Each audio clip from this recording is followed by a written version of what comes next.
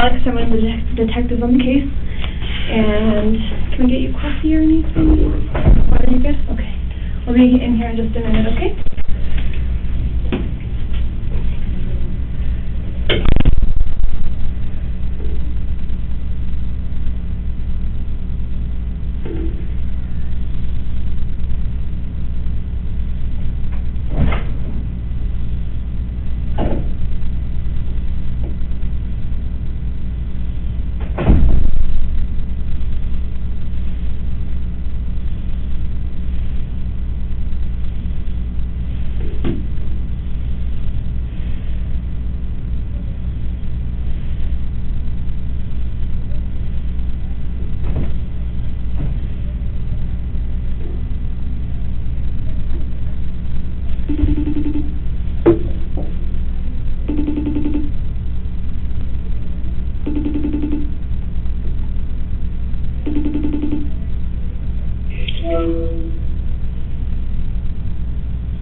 Can you hear me?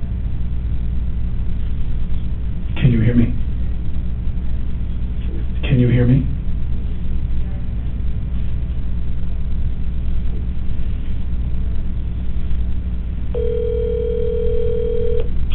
Hey. I'm at the police station, the sheriff's, and they're about to interview me. How is everyone at home? How are the kids? The kids are great. Did you, hold on a second, please. Did you tell Carmen what's going on? No, I didn't. Okay. Are you convinced you don't want to come tomorrow? I mean, I don't think it's a good idea. Look, call me after you talk with the sheriff, but, like, I don't think it's a great idea. I think this is, you know... Right, but let me just say this to you, just to be clear. They're going to make me stay here tomorrow anyway, to talk to my insurance investigators. This is really... I'll talk to you more, but I'm just saying... I'm so sorry. You must have such, like, you must be so traumatized. No, what I am is someone who, I don't want to do this for a living anymore, I don't want to be a public person. And, you know, I'm the one holding the gun in my hand that everybody was supposed to have taken care of. They always hand me a cold gun. Where are you now? I'm meeting with Michelle right now. Michelle who? And where are you? I'm at her apartment. Okay, all right, I'll call you back when I'm done, okay?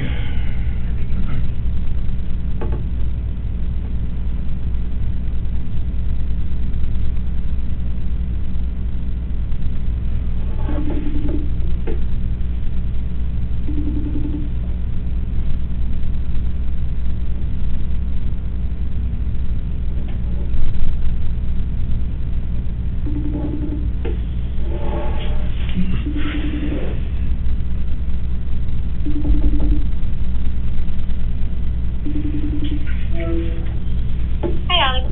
Hey, where are the kids? You're sleeping. The boys are Carmen sleeping? is so awake. Yeah, Carmen is so Did she tell you what's going on? Yeah. I'm trying to convince her to come. I think we should come. And just spend the time here, and they're going to do what they got to do with and deal with what they got to deal with, and we shouldn't let it. We'll go ahead and I won't work and we'll go enjoy ourselves. It's all paid for, and they're not going to give us the money back. And we should be staying away from the vultures here.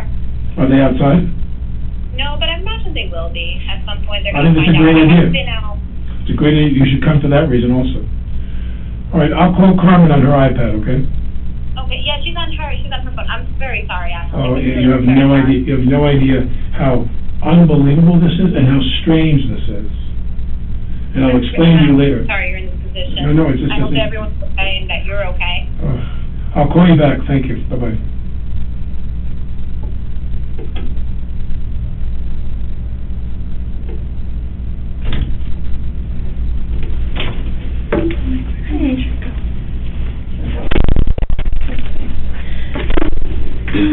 Hi, Samantha.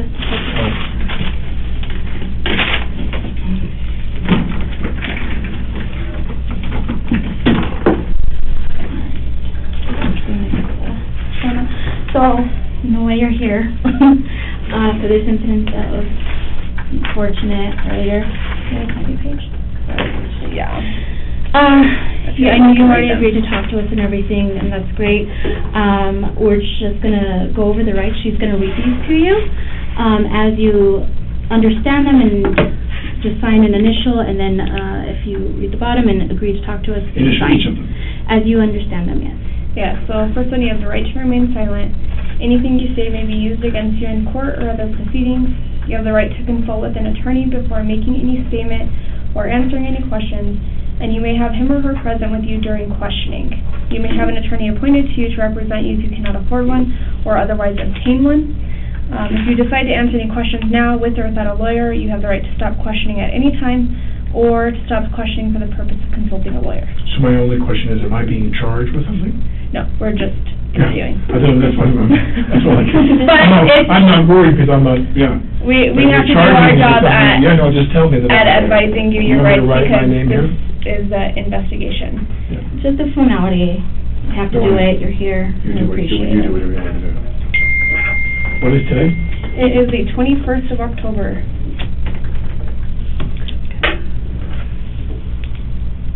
Oh. Long day?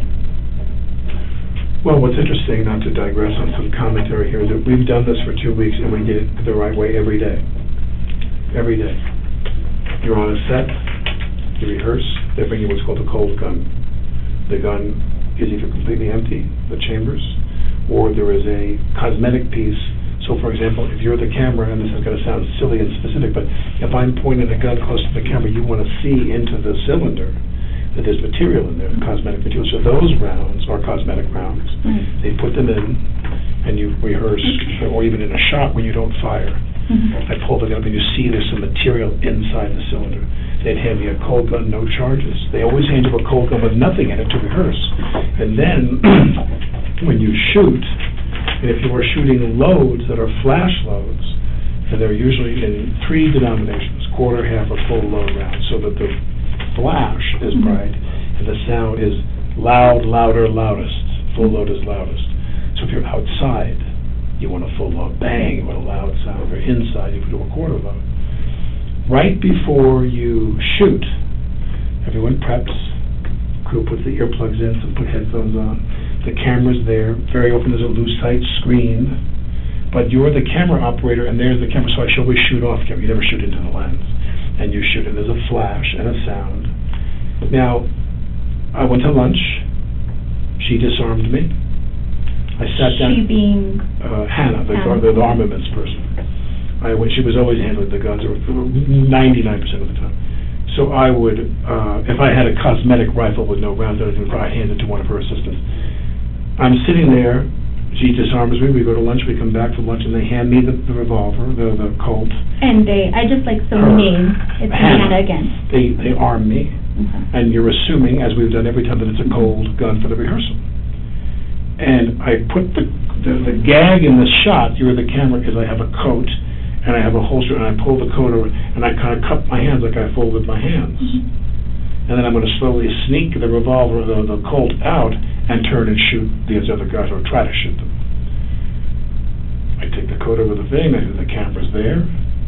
I believe, my recollection is she was there, turned a bit, like talking to him. So I think she was hitting the right armpit.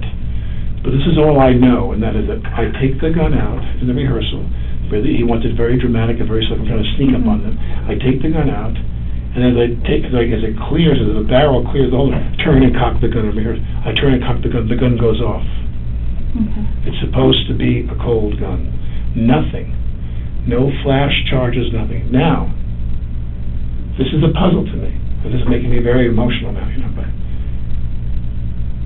in my time, and I'm older now, but when I was younger and I was shooting guns in films, I've never seen a theatrical flash round where the material went through someone's armpit, came out their body, and hit somebody else in the shoulder.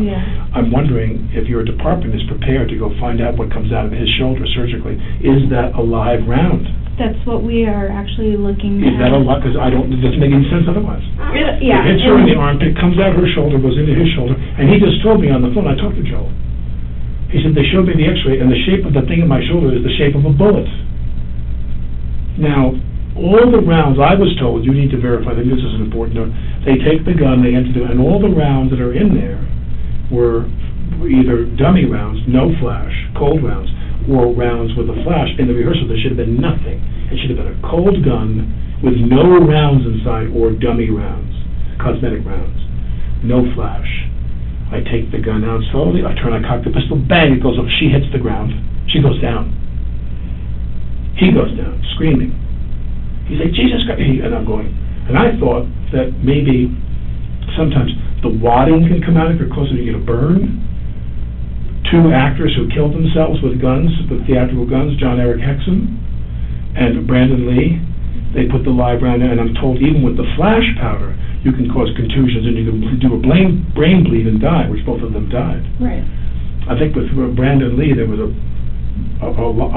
piece of material lodged in the thing that shot from the, or something. Yeah. I don't remember vividly, but my point is, I've been doing this, I shot enough guns in my day in movies, I've never seen this before, where a flash round, but from my understanding is, may I borrow your pen for a minute? Of course, you could even borrow my Maybe, my understanding is that in a bullet, you know, here's the thing with the pin, and here's the bullet itself. And now here, when you have a cosmetic round, no flash, no nothing, they drill a hole in the side of the brass to signify that it's a cosmetic round. There's nothing in there. There's no powder. But when you have a flash round, and there's stuff in there, wadding and powder to make the charge. This material here, that is the bullet, is made of a clay or some material that just disintegrates. So what you have is bang, and you see the flash go bang, and you get a sound, but nothing, there's no projectile. Mm-hmm. And what I'm curious about is, what came out of that bullet that went through her body and into his shoulder? That's pretty powerful. I've never heard of it. Now, some people say you can lodge material in the barrel accidentally, a rock, something, that happens. Which is why every time we've done this, I'm here to tell you, to testify that every time we've done this, she's done it right. She cleaned the barrel, made sure nothing was lodged in there. We went hot when they were ready. You always announce, going hot. Crew gets ready. And then all of a sudden, you're the camera, and I shoot away from you. I sit there and like, bang, bang, bang, and flashes are coming out. We shoot the rounds. She cleans the barrel every time, and she checks that the rounds are all cosmetic rounds, or nothing in the chamber for the rehearsal. She hands me the gun. I'm assuming she's done it the right way. She's done it the last 2 weeks. I put it in the holster. I pull it out slow. We're rehearsing. We're not filming anything. I pull it out slow, turn, cock the pistol, bang, it goes off, and she hits the ground. And then he starts screaming. And I'm thinking, in a flash round, I could see maybe if there was wadding or there's some stuff that's hot, and maybe it hits you and burns you. As they say, sometimes that happens. But remember, we're rehearsing, so no one's protected. So it's all supposed to be this one, cosmetic one. Or nothing. Or nothing. For the rehearsal, the gun is normally empty. Mm-hmm. But my point is that they were standing in positions they wouldn't ordinarily be in, because they assumed it was an empty, cold gun. We weren't shooting, we were rehearsing. That's a vital difference. So if she's here, if the camera's here, and she's standing here talking to the gun, and I'm on a bench here, and Joel's behind her, and this is not proportionate, because obviously the camera's not as big as her body, but I draw the gun slowly and aim off camera, and there's supposed to be nothing in there. So she's not protecting herself and standing off. I'm shooting in a direction, and everybody is supposed to be to that side of the camera. There's nobody in my line. Nobody. And so when I shoot the gun, so in the rehearsal, I'm assuming I have an empty gun, and the gun goes off, she's right in front of me. Mm-hmm. She's as far from me as I am from, a difference between maybe you and the door. Okay. So pretty close proximity. It was a very tight shot. Okay. The shot was here, of me, not of me, it's of me pulling the gun slowly, turn cock. Okay. And she's right there, vulnerable, in a position she wouldn't ordinarily be if we were shooting, and this thing, boom, she hits the ground. Okay. All right. I'm going to back you up just a little bit, okay? Yeah. How long have you been on set? I arrived Monday the 11th. Okay.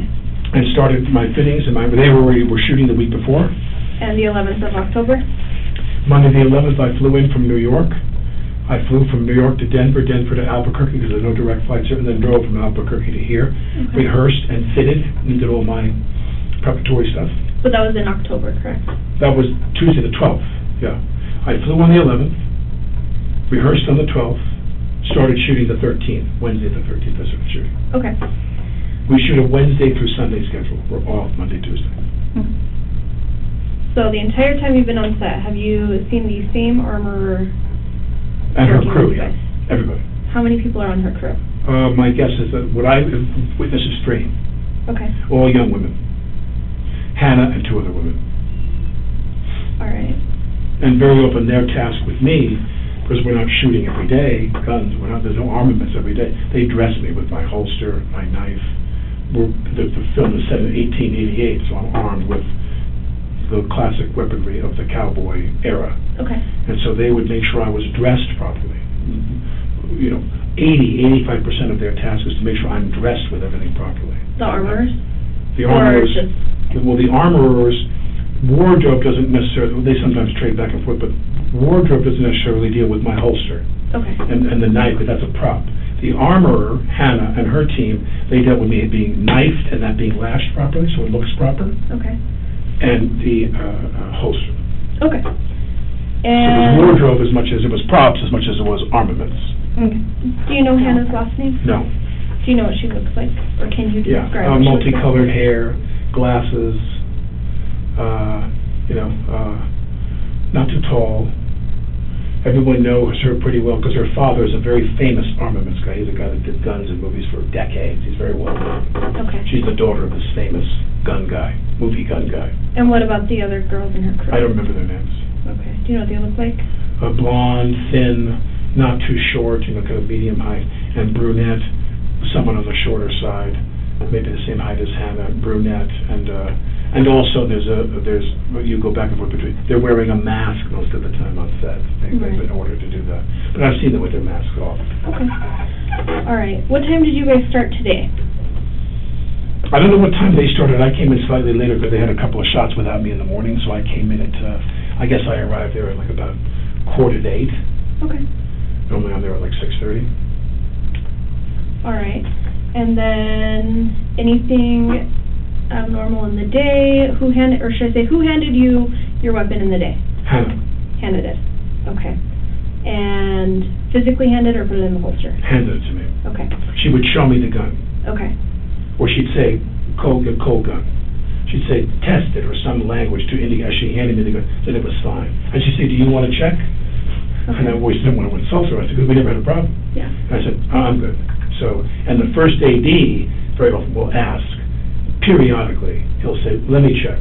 Okay. And they'll have 2 people check, for this very reason, that we don't have any, forget about live rounds of bullets, that we have any flash rounds in the gun while we're rehearsing. Because if someone wants to indicate, and they're not thinking, they pull the trigger on the gun, you just hear the hammer, the dead sound of the hammer hitting, and you have no flash rounds at all in there for the rehearsal. The rehearsal gun should be empty.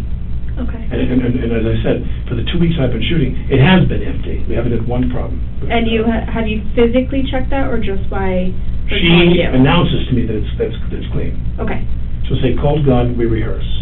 Then when she's done, she takes the gun, goes off to a corner. She has a kit, like a zip fanny pack, with her elements in there. She puts the flash rounds in there. She'll say, quarter load, but it's a lower sound. Or she'll say full load. And if I'm shooting, if you're the crew and you're shooting me close, even if I say the full load, it is rather loud. It's very loud. Okay. So she's always announcing what's going to happen. All right. And she's been very good about that. So have you guys, backtracking a little bit on this, because she's telling you what's in these guns, have you guys been practicing with those quarter loads, the full loads, all that through the past couple of weeks? Or have you shot with them? I came in on Tuesday, that's what I did Tuesday, Okay. the 12th. I came to the ranch, rode the horse, I just got used to that, and because they have a double who really rides in the distance up really fast, and all the athleticism you see me on the horse, and they cut to a watch and another guy riding as a little horseman. Okay. You have quite a crew of them. So today was not the first day that... No, I shot on Tuesday the 12th with the Henry, the lever, arm action lever, the lever action rifle, Okay. and the pistol. I just shot both. Okay. But she was And, there. all right, moving back forward, what time did you guys break for lunch today? Usually, I think today was it, we broke at 12:30. Okay. And who took the weapon at that time? Hannah Physically took it? always from you? does. Rarely do the other ladies, the 2 other women, handle the pistol that's live shooting in the scene. As I said, I have the Henry in my hand. as a prop. I'd be running through the scene, but no bullets, nothing. When they'd say cut, I could hand it to the blonde girl. Okay. But whenever we were interacting with somebody where rounds were going to go in the gun, you would have flash rounds in the scene. We shot flash rounds. It was only Hannah. Okay. Only. With her fanny pack with the rounds in there, her equipment. Okay. Do you know what time you guys got back from lunch? My guess is 1:30 by the time we all get back to the set up. There's a base camp, and there's the set. So we go to the base camp for lunch, and they always just drive back, get their wardrobe touched up, get their hair touched up and makeup, whatever we do, and then we're on set. About an hour before we go back on the set. Okay. And was Hannah the one to physically hand you the gun at Yes. that point? Okay. During the time that you had it, was it ever handed off to anybody else? No. Okay.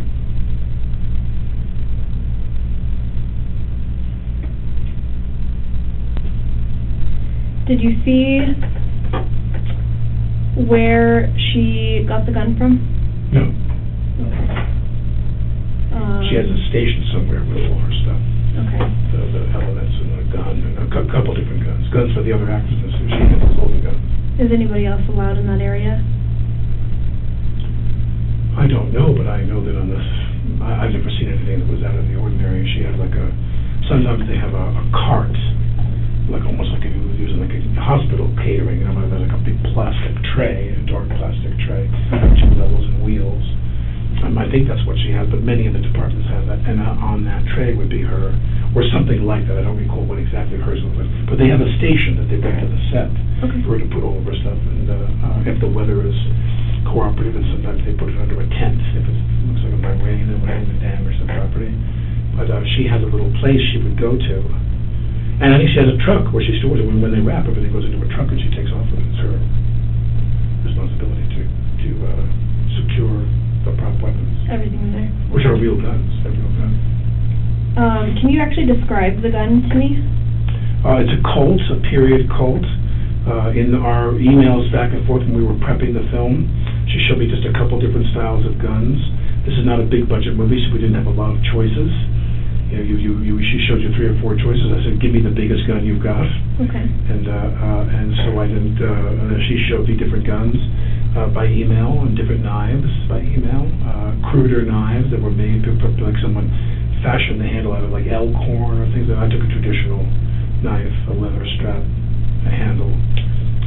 We went back and forth about the holster and the material, and we just had a relatively brief conversation. I'm having made a lot of movies, I know how not to stress them out about the budget. When she shows me something, I try to make that work. And so she showed me, I said, just give me the big Colt. We were done. And then on that Tuesday, the 12th, I came and shot that gun. Okay. What color is it? I believe it's a brown handle, because she showed me 2 of the larger Colts. One had a cherry-colored handle, and one had a brown handle, and I chose the brown handle. You didn't want the cherry. I could show you my emails in my phone. I didn't want the cherry. It was too shiny. Ah, okay. My character's a little bit in the retirement side of his career, so. He's a retired bank robber. I'd say out in the Wild West cherry. You need the gun to match. Well, you always have people in films, I mean, they go to extent, you wouldn't believe some films if they have the budget, the details you go into, of all the things you wear, jewelry, hats, watches, guns, cars. I mean, people sit down, I mean, I've made a lot of films, and the films that had bigger budgets, you could spend a whole week going to rehearsal, reading with the director. The writer goes and rewrites, they listen to how the dialogue sounds, and then once you're done rehearsing the text with the director, the producers, and the writer, when you're done reading, they'll go make amendments. When they hear it come out of your mouth, they'll go, let's change that line. The way Bob says that, and then then you go right to wardrobe, props, you go do a lot of stuff. Okay. All right, so you get back from lunch, get ready, she hands you the gun.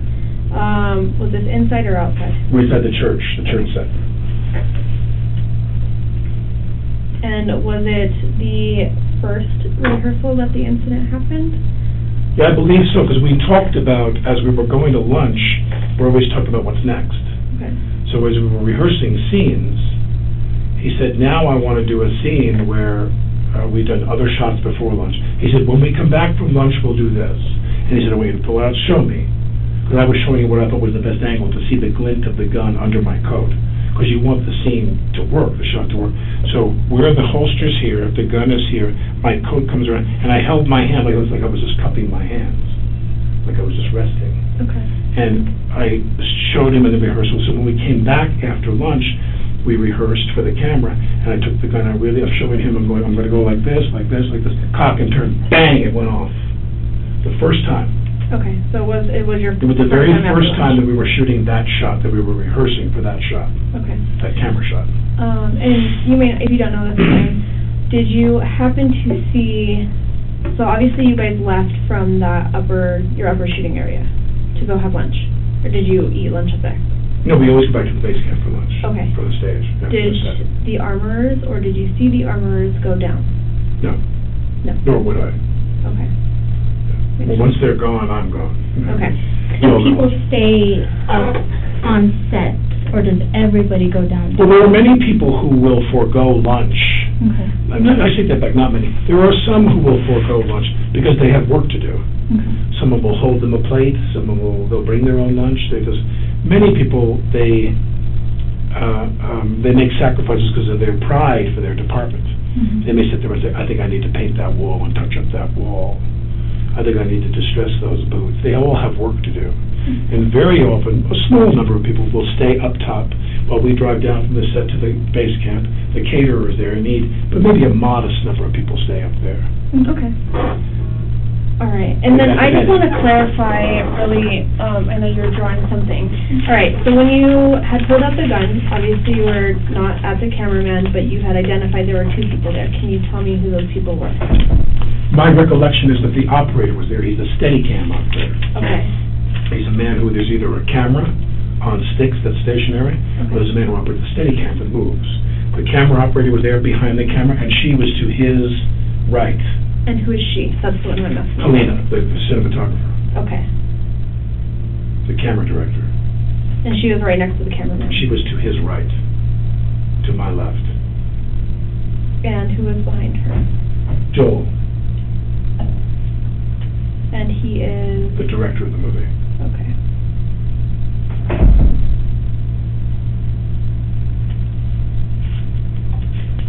Can you recall who exactly was inside at the time of the incident? Or anyone else? Dave Halls, okay. The first AD. He's in charge of the crew. The first assistant director is the man who's like the foreman of the set. He's in charge of all the grips, all the crew. Okay. Electric, cable. Do you know his name? Dave Halls. Okay, that's Dave.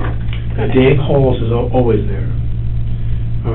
Helena, Joel, me, the operator, an assistant camera person, the script supervisor, a woman who sits in the corner in some strategic position to take notes on all the action of the take so you can match.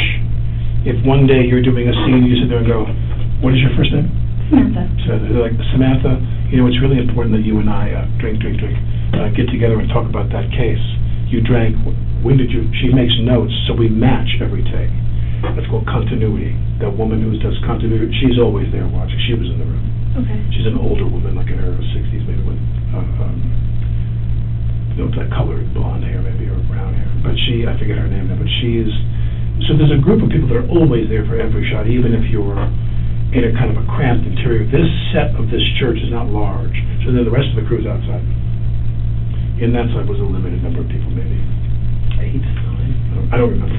But I know that every time they do a shot, those people are always on the set. Camera, assistant camera, cinematographer, director, first AD, script. Okay, so not too many. Very few. Do you think that any part of this incident that occurred was intentional? Well, I can only say this, which is, and it was, to me, to place a bullet and position a bullet that is a live round, to make sure that that bullet is in the chamber, if I were to squeeze the trigger in a rehearsal, that bullet came out, someone has to have extraordinary access to that weaponry to do that. I can't imagine somebody walked around with a round that was a .45 caliber round.